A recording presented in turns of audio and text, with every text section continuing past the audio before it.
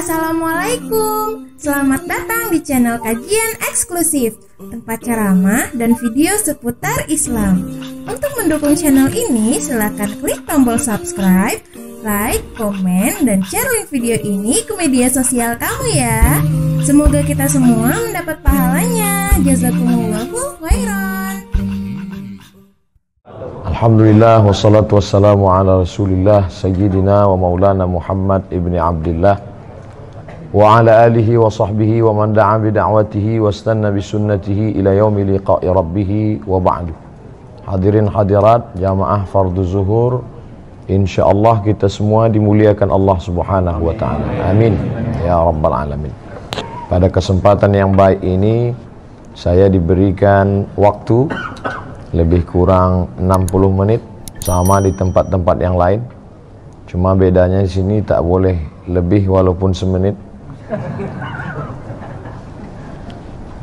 Suatu ketika saya hadir di salah satu kantor untuk memberikan tausiah. Tidak boleh disebut nama kantornya, menjaga kode etik jurnalistik. Kata dia, Ustaz Somad, pernah nggak ketemu dengan pegawai KPK? Kata saya, belum. Gimana memangnya Pak? Mereka pernah datang ke kantor saya Pak Ustadz. Terus saya beri mereka seperti tamu yang lain, saya beri makan, mereka kasih minum, tapi mereka tidak mau. Kenapa begitu? Kata mereka, saya sudah bawa air minum sendiri. Air minum pun tak mau. Wah, masih manusia mereka, manusia juga. Air minum pun tak mau. Tapi cerita ini sudah lama, sekitar 3 atau 5 tahun yang lalu. Apakah sekarang masih begitu? Wallahu a'lam bishawab. Tapi yang jelas integritas bahwa kita harus menjaga kesucian makanan adalah bagian dari ajaran Islam. Belum cerita masalah kendaraan, masalah mobil, masalah fasilitas, baru sebatas pada makanan. Ada seorang perempuan kerjanya menenun kain. Kain yang terbuat dari kapas dipintal menjadi benang, benang ditenun menjadi kain. Tapi dia menenunnya hanya di waktu malam. Karena kalau di waktu siang dia sibuk mengurus anaknya. Dia tidak punya pembantu. Hanya malam sajalah yang dia bisa menenun. Tapi malam tidak ada lampu. Dia naik ke atas atap rumah. Atap rumah orang Arab itu datar, namanya satah. Di atas satah itu dia menenun. Dia bisa menenun hanya ketika tentara lewat menyalakan lampu kerajaan. Setiap tentara lewat dengan lampu yang terang, dia pun mulai menenun. Ketika pasukan mulai berlalu dan gelap, dia berhenti. Ketika nanti tentara lewat di tengah malam, dia mulai menenun. Ketika mulai berhenti gelap, dia pun berhenti. Begitulah yang dia lakukan setiap malam sampai akhirnya kain itu jadi satu kain hasil dari menenun karena pasukan tentara kerajaan lewat. Setelah kain selesai, ditanyakanlah pertanyaan kepada imam pendiri mazhab Hambali bernama Ahmad bin Hambal di kota Baghdad tahun 241 Hijrah. Wahai Imam Ahmad bin Hambal, ya, apakah boleh saya menjual kain ini? Halalkah hasilnya saya makan? Imam bin Hambal tidak menjawab, tapi dia balik bertanya, kamu siapa? Perempuan itu menjawab, saya adalah saudara kandung Imam Bishri Al-Hafi, seorang ulama sufi, seorang ulama yang menjaga hatinya, seorang ulama yang menjaga makanannya. Karena kata Imam Ahmad bin Hambal, belum pernah seumur hidup saya ada orang bertanya tentang hukum memakai lampu yang dipakai kerajaan ketika sedang lewat. Apa salahnya? Toh tidak ada yang rugi. Kira-kira masih adakah orang yang memperhatikan hasil jualan kainnya, tenunannya? Zaman itu abad ketiga hijrah, orang masih memikirkan apa efek negatif yang diterima dari memakai lampu. Lampunya, cahayanya, tidak ada ruginya sedikit pun. Tapi masih memperhatikan. Hari ini orang bukan cuma memakai lampunya, menjual lampunya sekalipun tak dia pikirkan. Yang penting saya bisa nyaman, saya bisa tenang, saya bisa. Oleh sebab itu maka masalah kejujuran terkait dengan makanan. Makanya di antara doa yang diajarkan Nabi SAW, Allahumma inni a'udzubika min ilmin la yanfa'. Aku berlindung kepada Engkau ya Allah dari ilmu yang tak bermanfaat. Apa guna ilmu tak bermanfaat? Banyak profesor, banyak doktor, banyak PhD, Doctor of Philosophy, banyak orang berkarya, tapi tak ada manfaat ilmu akibat dari tidak memperhatikan makanan. Makanan amat sangat penting, karena makanan akan menjadi setetes darah, dan darah akan masuk ke dalam jantung. Dari jantung darah akan naik ke atas otak kepala. Dari kepala inilah akan turun ke mata, turun ke telinga, turun ke tangan, turun ke hati. Jangan heran kalau pertama kali yang gelap tidak dapat hidayah itu bukan telinga, bukan kepala, tapi yang pertama kali adalah hati. Khatamallahu ala qulubihim. Makanya kata Nabi SAW, setiap kali kita berbuat satu salah, satu titik hitam. 2 kali salah, 1 titik hitam. 3 kali salah, 1 titik hitam. Akhirnya hati itu pun gelap. Semua berawal dari makanan. Makanya kata Nabi SAW, jaga makananmu takun mustajabud da'wah. Ihfaz mat'amak takun mustajabud da'wah. Jaga makananmu, maka engkau akan menjadi orang yang amat sangat dikabulkan doanya. Seseorang kata Nabi SAW yang rambutnya kusut berdebu. Kenapa rambutnya kusut berdebu? Karena dia tidak mandi. Kenapa dia tidak mandi? Dia takut kalau sampai dia mandi rambutnya gugur dan dia bayar dam. Karena saat itu dia sedang pakai kain ihram. Kain ihram di tanah haram dalam keadaan umrah, mengangkat tangan di tepi Ka'bah. Tapi kata Nabi, doanya tidak dikabulkan Allah. Mengapa doa tidak dikabulkan Allah? Ada 4 sebab. Yang pertama, mat'amuhu haram, makanannya haram. Mashrabuhu haram, minumannya haram. Malbasuhu haram, pakaiannya haram. Wa ghudhiya bil haram, diberi, disuap makanan haram. Anna yustajabulah. Apakah mungkin doanya dikabulkan Allah? Lidah yang dia pakai meminta kepada Allah adalah lidah yang dia pakai untuk makan haram. Diharamkan Allah mengabulkan doa dari lidah yang memakan haram. Kecuali lidah dia 2, satu untuk makan, satu untuk berdoa. Oleh sebab itu maka berawal semuanya dari makanan. Makanya sahabat Nabi bernama Abdullah ibnu Umar radhiyallahu anhuma suatu ketika mengorek setengah kurma, bukan satu butir kurma, setengah kurma dia korek dari dalam tenggorokannya. Sahabat yang lain heran, muntah tidak apa-apa, tapi mengorek sampai muntah bisa jadi haram, makruh kalau sebabnya. Tapi ini kenapa engkau korek? Apa kata Abdullah ibnu Umar? Tadi aku makan 1 kurma, setelah itu aku makan sebelah, yang 1 masih tertahan. Datang orang lalu mengatakan, kamu tadi makan apa? Saya makan kurma. Kurma itu dari siapa? Dari si fulan yang memberikan makan kurma. Kamu tahu tidak kalau dia itu hasil usahanya syubhat? Syubhat masih remang-remang, belum pasti betul haram. Tapi Nabi mengatakan, famanittaqas syubhat, siapa yang menjaga dirinya dari syubhat, faqad istabra'a lidinihi wa irdihi, dia sudah menjaga agamanya dan menjaga kehormatannya. Dulu orang yang menjaga makanannya dari yang syubhat, dari yang tidak jelas ini, orang itu disebut dengan orang yang wara. Wara artinya menjaga diri dari yang syubhat.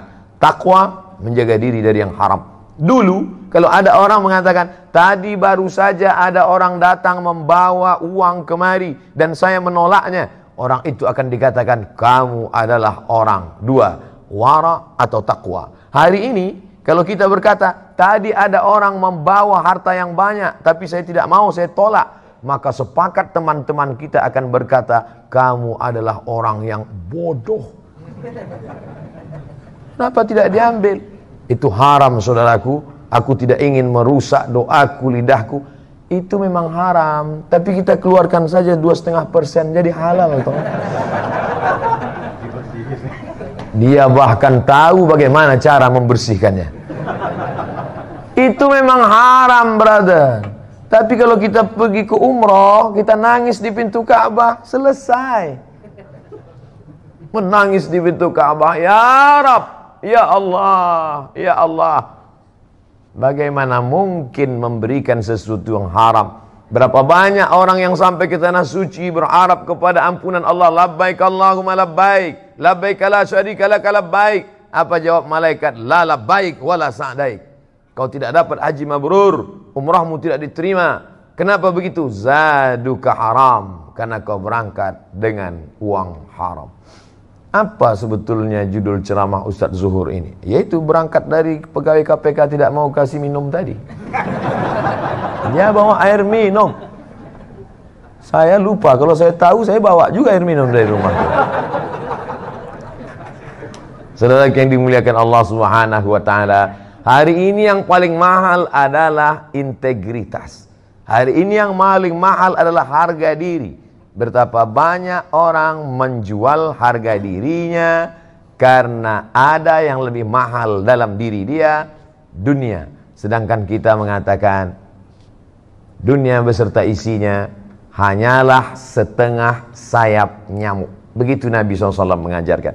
Berapa banyak orang berebut sayap nyamuk, berapa banyak orang mencari sesuatu hanya sayap nyamuk. Makanya orang beriman itu melihat dunia ini kecil saja.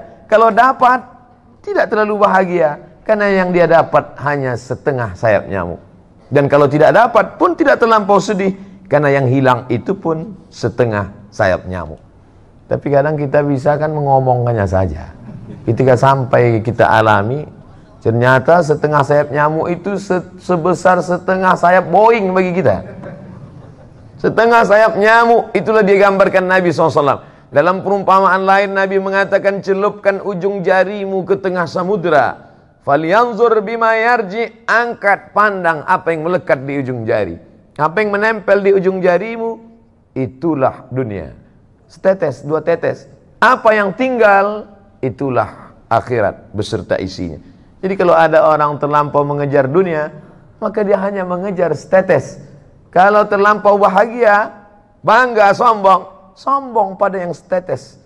Tapi kalau dia sanggup mengatakan itu, aku tidak apa-apa, karena yang dapat itu juga setetes. Andai tidak dapat pun tidak terlampau sedih, karena yang hilang pun juga setetes. Tapi saya tidak ingin setelah kajian ini lalu semuanya meninggalkan dunia. Rapat pegawai KPK, gimana visi misi kita ke depan? Mohon maaf Bapak pimpinan, ini hanya setetes ini semua. Bukan itu yang saya maksud. Bagaimana mengecilkan dunia sehingga yang besar hanya Allah. Bagaimana melihat manusia ini semuanya kecil, jabatan, kekuasaan, harta benda, yang besar adalah Allah. Di sini kita membesarkan Allah, di sini kita mengagungkan Allah. Yang kita angkat kedua tangan sambil berkata, semuanya kecil, hanya Engkau saja yang besar. Allahu Akbar. Di sini di awalnya semuanya kita serahkan pada Allah. Inna salati wa nusuki wa mahyaya wa mamati lillah. Sebelum salam itu kita ulang sekali lagi, 4 kita serahkan pada Allah. At-tahiyatul mubarakatu salawatu thayyibatu lillah. Hanya orang yang sampai pada level ini saja yang salamnya dijawab oleh Rasulullah sallallahu alaihi wasallam. At-tahiyatul mubarakatu salawatu thayyibatu lillah. Setelah sanggup meninggalkan yang 4 ini, barulah kita diterima Rasulullah. Assalamu alayka ayyuhan nabiyyu wa rahmatullahi wa barakatuh. Jangan ucapkan salam pada Nabi sebelum kau sanggup mengesampingkan 4. At-tahiyatul, puja-puji, keagungan. Ustaz enak aja ngomong gitu. Ustaz kan gak punya kemuliaan, gak punya status sosial tinggi, gak punya jabatan. Oke, kalau gitu ke diri pribadi, follower, viewer. At-tahiyatul mubarakatul, segala keberkahan. Salawatul, segala doa-doa. Thayyibatul, semua kebaikan, kemuliaan. Bukan punya kita, lillah, punya Allah subhanahu wa ta'ala. Tapi bicara begitu kan menggerakkan lidah. Apa susahnya? Actionnya bagaimana? Maka ada orang-orang yang menurut sebagian kita luar biasa. Menurut sebagian kita apa yang dia lakukan ini luar biasa. tapi bagi dia di hadapan Allah itu hanya biasa-biasa saja. Kadang kita tidak bisa merasakan apa ceramah yang di belakang, kenapa beda sama yang di depan. Saudara yang dimuliakan Allah Subhanahu wa taala, suara saya jelas sampai ke belakang? Jelas, ada layar, Masya Allah. Ibu di belakang walaupun tidak melihat saya secara langsung, anggap aja kalian sedang menyaksikan youtube.com. Artinya apa? Hidup ini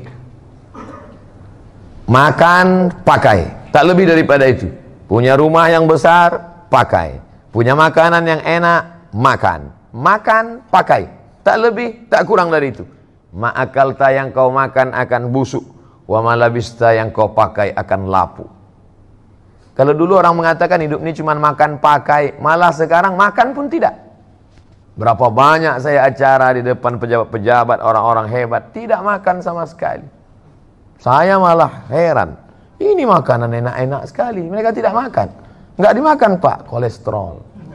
Nggak dimakan Pak, diabetes. Nggak dimakan Pak, jantung koroner. Saya habisi semua. Makanan kok dicari pagi, petang, siang, malam, peras keringat, banting tulang, tidak dinikmati. Betul kata syair orang Arab. Berapa banyak orang mencari makan, tapi dia pun tak sempat untuk menikmatinya.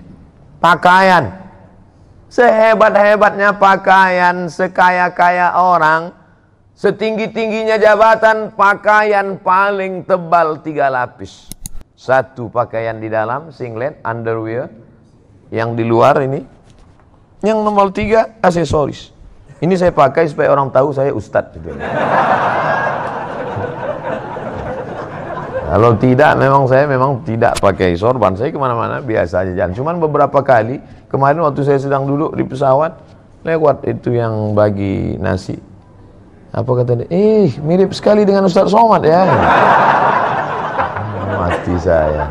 Makanya saya pakai sorban ini. Pakaian adalah status.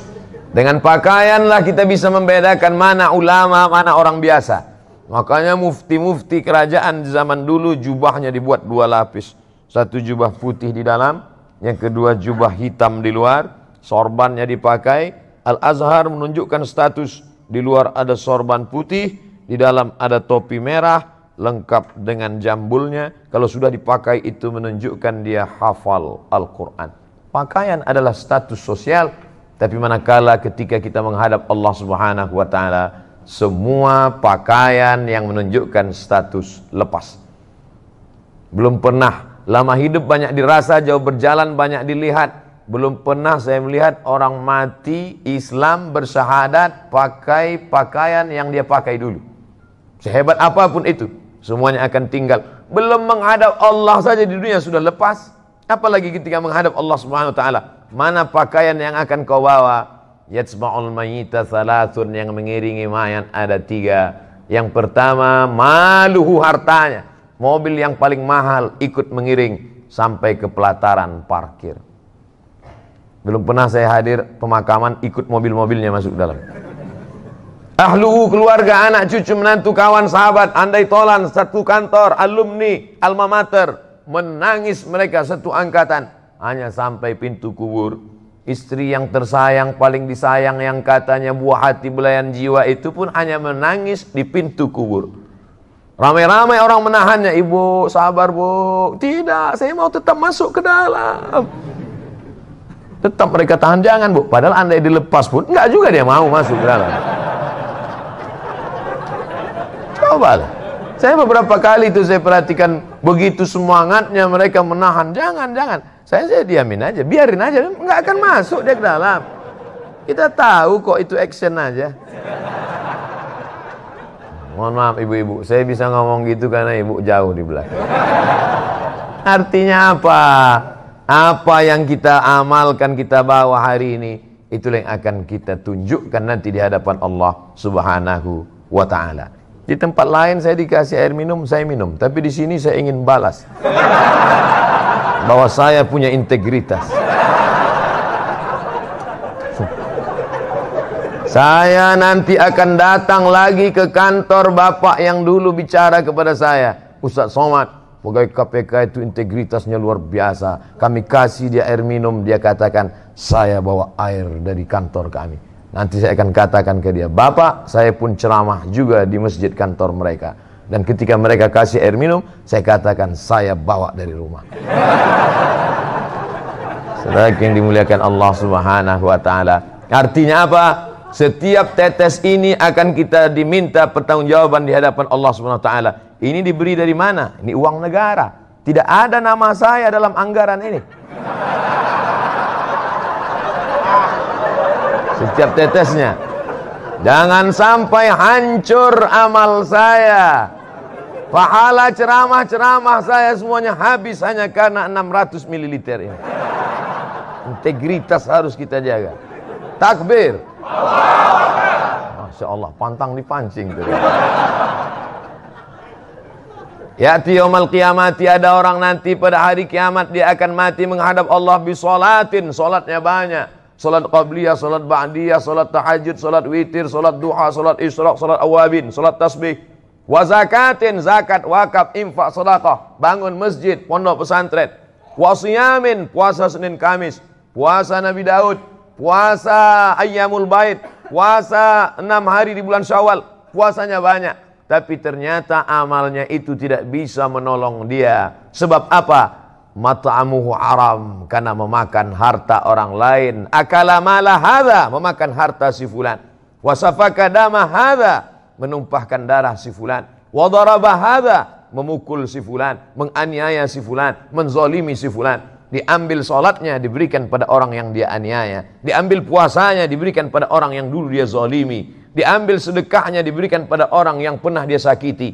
Faniyat hasanatuhu, habis amalnya. Tapi orang yang menuntut masih banyak. Lalu apa yang terjadi? Diambil dosa mereka, diambil dosa orang yang pernah dia zalimi, turihat ilahi, dicampakkan kepada dia, summa turiha finnar, lalu dia dicampakkan ke dalam api neraka. Kalau dosanya pada satu kelurahan, karena kebetulan dia kepala desa, paling banyak satu desa 5.000 orang. Tapi kalau dosanya zalim, memakan harta orang se-Indonesia, ini anggaran orang se-Indonesia. Kalau sampai saya minum tanpa ada kejelasan, ya kira nampaknya makan siang pun terancam siang. Saudara yang dimuliakan Allah Subhanahu wa Ta'ala, kullu qardin jarra naf'an fahuwa riba. Setiap pinjaman, kalau ada unsur manfaat dari pinjaman itu, maka pinjaman itu menjadi riba. Siapa yang tidak lepas dari pinjaman? Selama hidup pasti kita pernah meminjam. Tidak ada barang yang cash di rumah kita sekarang. Semuanya pinjaman. Panci pun kredit. Semuanya pinjaman.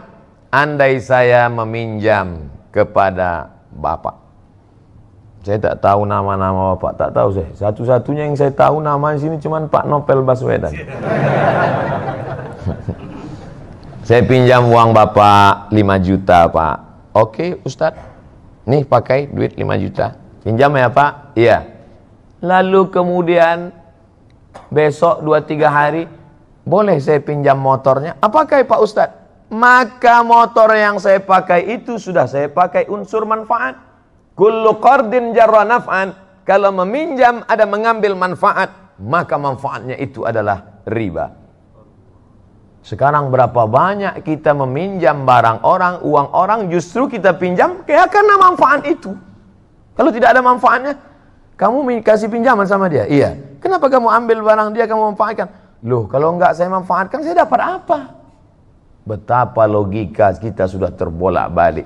Pernahkah ini terjadi pada ulama-ulama dulu? Ya, ada seorang ulama namanya Abu Hanifah.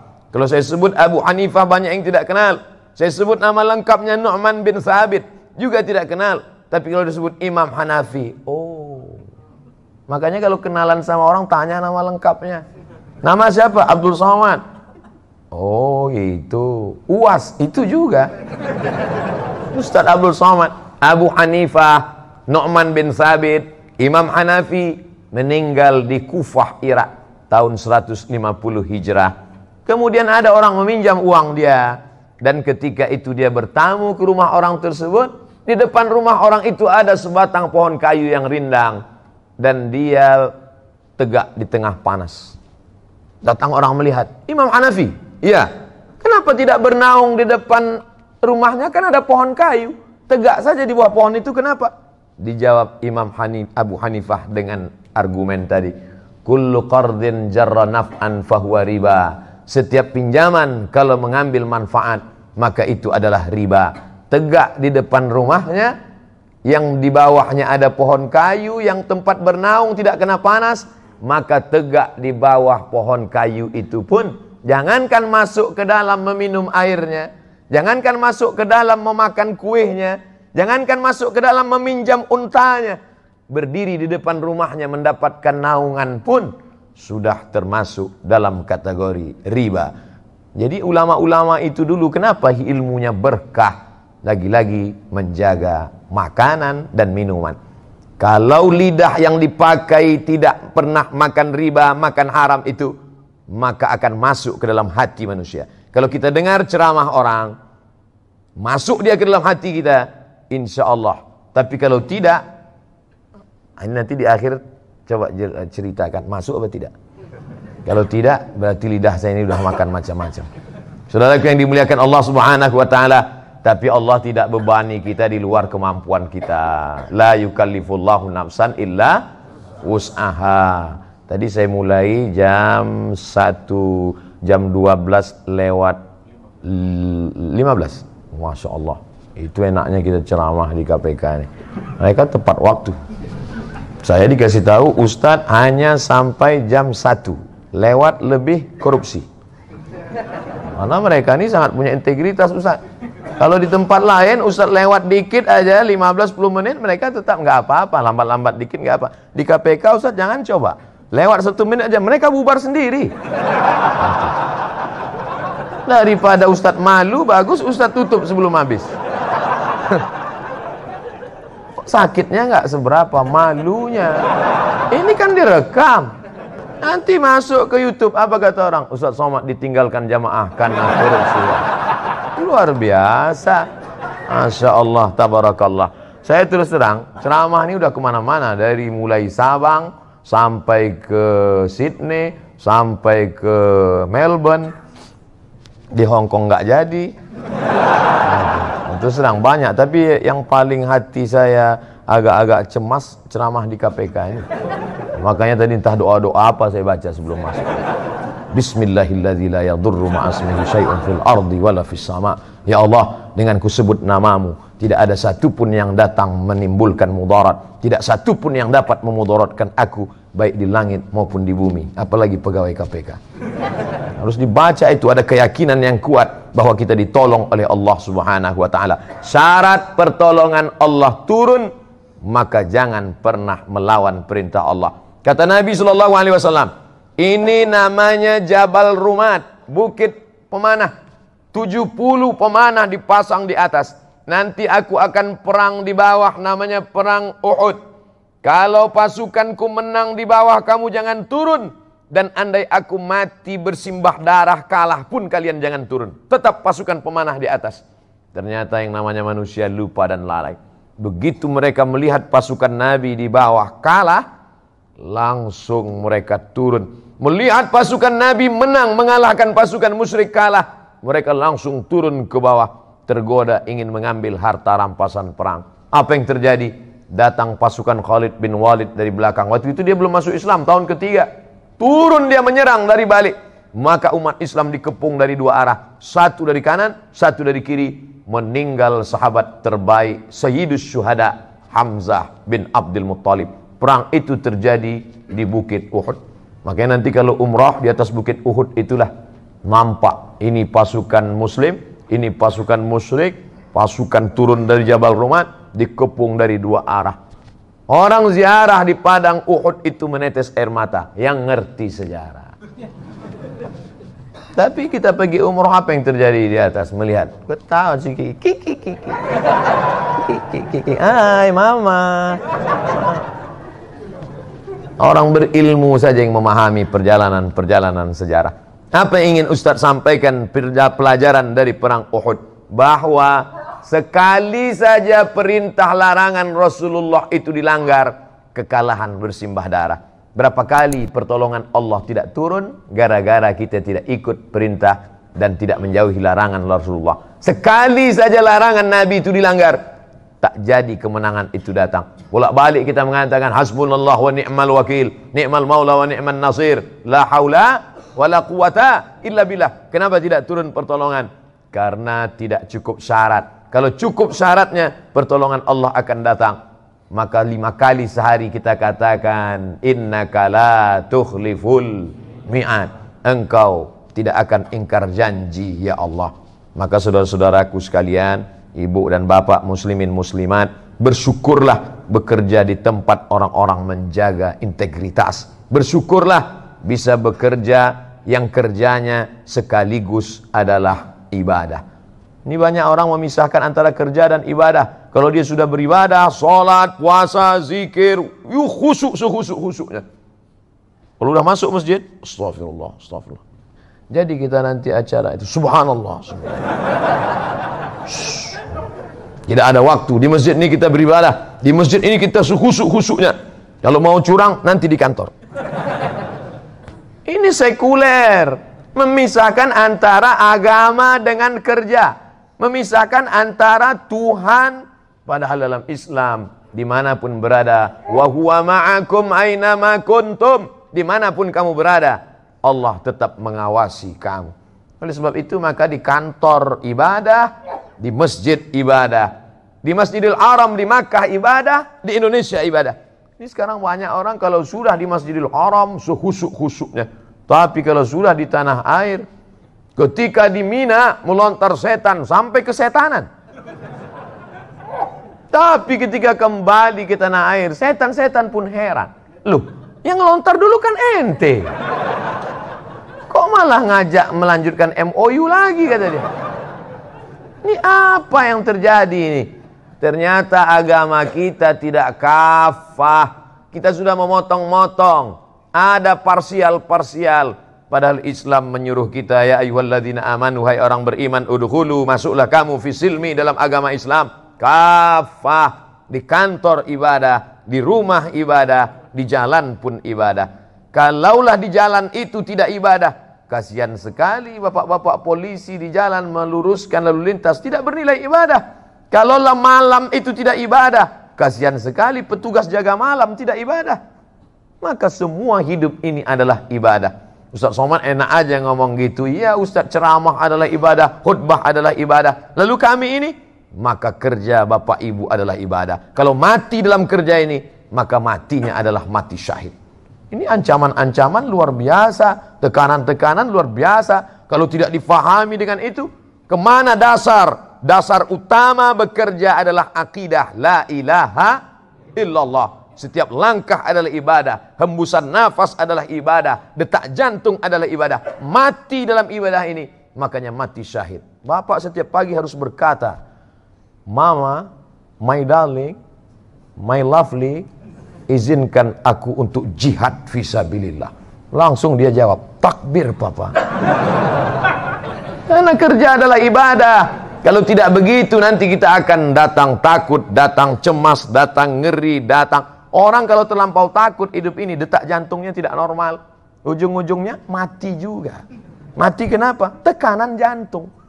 Apalagi di Jakarta, tekanan jantung ini luar biasa. Di kantor tekan atasan, di jalan macet, di rumah tekanan ibu rumah tangga, gelang tetangga lebih besar, mobil lebih mewah, persaingan hidup ketat, HP baru. Ujung-ujungnya mati muda, tak sempat menikmati pensiun.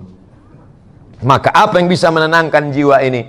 Pahamilah bahwa hidup ini seluruhnya semuanya adalah ibadah. Pagi langkahkan kaki, bismillah, ku sebut nama Allah, tawakkaltu ala Allah, aku hanya berserah kepada Allah, la haula wala quwata illa billah. Panjang umur sampai besok pagi, bertambah ibadah. Mati petang ini, syukur, berarti tidak lagi banyak dosa. Abdul Somad, andai hidup aku besok pagi, ibadah. karena aku akan menyampaikan tausiah di Sumatera Utara. Andai mati malam ini, alhamdulillah, berarti besok tidak naik pesawat lagi. Loh, apa hubungan dosa dengan pesawat? Sedikit banyak mata kan melihat juga lutut-lutut apa segala macam. Tak terelakkan.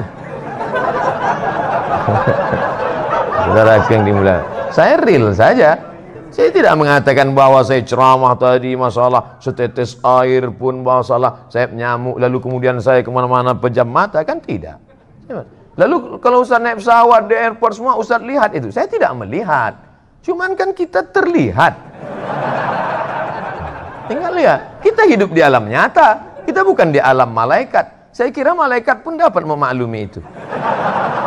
Hanya beristighfar. Astaghfirullahaladzim. Kita hidup real nyata. Mati malam ini, alhamdulillah, bersih dari segala dosa. Besok tidak buat dosa lagi. Hidup besok pagi, alhamdulillah, berarti kita masih bisa beramal soleh. Tapi mesti dipahami juga ini, ada namanya amal mahdhah. Salat, baca Quran, puasa sunat, itu amal mahdhah. Ada rukunnya, ada syaratnya, ada wajibnya, ada sunatnya, ada membatalkannya. Tapi ada dia aktivitas sehari-hari, biasa, tapi dia bernilai ibadah.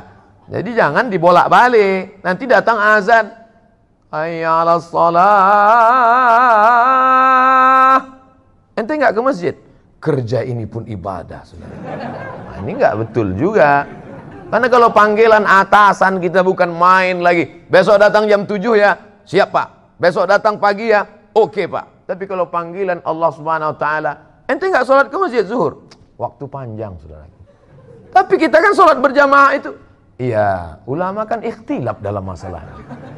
Kenapa kita jadikan ikhtilaf ulama itu sebagai rukhsah, keringanan, padahal badan kita sehat? Tapi hari ini saya bangga luar biasa. Ini bukan pondok pesantren. Ini bukan kantor Kementerian Agama. Ini kantor KPK, guys. Tapi jamaah sholat zuhurnya luar biasa. Ini setiap hari seperti ini. Nah, saya nanya aja. Luar biasa. Masya Allah, tabarakallah. Mudah-mudahan kita tetap istiqomah melaksanakannya.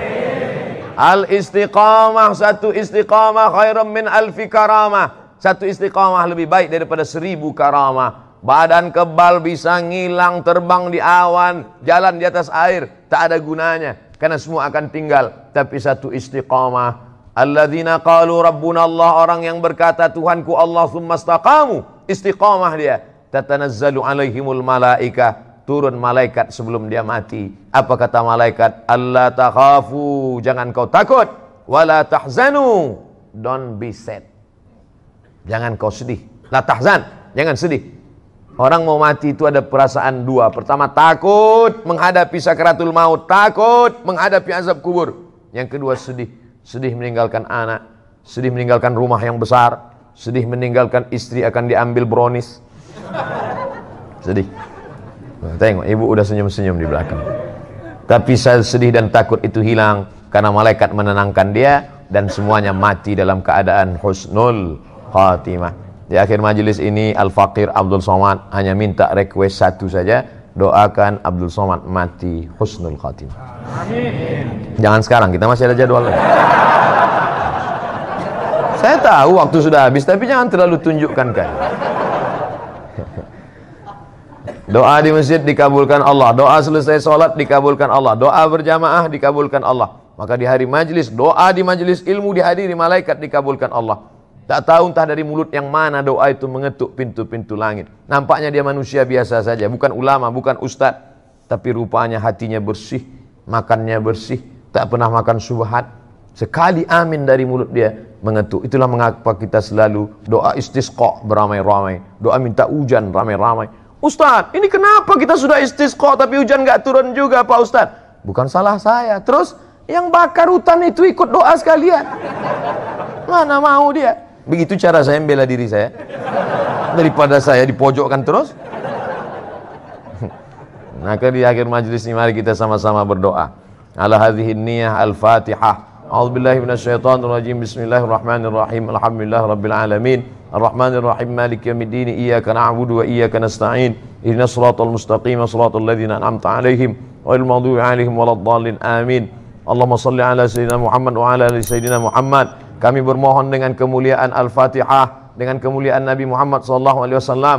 Kami yang hina banyak silap salah dosa ini mohon kepadamu ya Allah, tsabbitna 'alal imani wal Islam. Kokohkan kami dalam iman dan Islam apapun yang terjadi ya Allah. Allahumma ja'alna minal ladzina yastami'una al-qawla fayattabi'una ahsanah. Jadikan kami orang-orang yang mendengarkan kalimat yang baik lalu mengiringinya, menutupnya dengan amal yang baik. Ya muqallibal qulub, wahai Engkau yang membolak-balikkan hati, tsabbit qulubana, kokohkan hati kami ala dinik, dalam agamamu, wa ala ta'atik, dalam ketaatan kepadamu ya Allah. Allahumma a'inna, tolong kami, karena kami ini dasarnya lemah, tergoda, terpukau. A'inna, tolong kami ala zikrika, supaya hati kami ini selalu berzikir mengingatmu, wa syukrika, supaya kami selalu mensyukuri nikmatmu, wa husni ibadatik, selalu beribadah dengan ibadah yang terbaik ya Allah. Allahumma la tada' lana dzamban illa ghafarta. Setiap kami selesai dari majlis, keluar kami dari majlis ini, bersihkan kami dari silap salah dan dosa.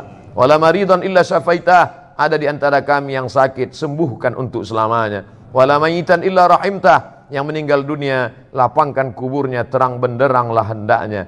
Wala hajatan min hawaijid dunya wal akhirati laka ridha walana fiha salah. Segala hajat dunia, hajat akhirat tunaikan, mudahkanlah untuk kami ya Allah. Allahumma la sahla illa ma ja'altahu sahla wa anta taj'alul hazana idza syi'ta sahla. Allahumma waffiq ulata umurina, pemimpin-pemimpin kami, condongkan hati mereka agar mereka menolong agamamu dengan kekuasaan yang kau titipkan di pundak mereka. Allahumma ja'alna mukhlisina lahuddin, jadikan kami orang-orang yang tulus ikhlas beramal karena ingin mencari ridhamu ya Allah. Allahumma inna nas'aluka ridhaka wal jannah, kami mohon ridhamu dan surgamu, wa na'udzubika min sakhatika wan nar, jauhkan kami dari murkamu dan nerakamu. Rabbana atina fid dunya hasanah wa fil akhirati hasanah wa qina adzabannar. Wa sallallahu ala sayyidina Muhammad wa ala alihi wa sahbihi wasallam. Walhamdulillahi rabbil alamin.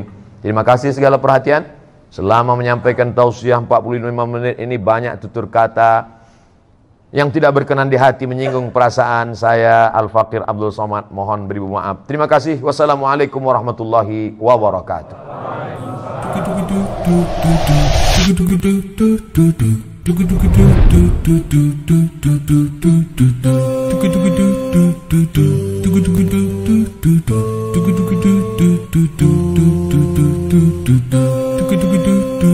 Do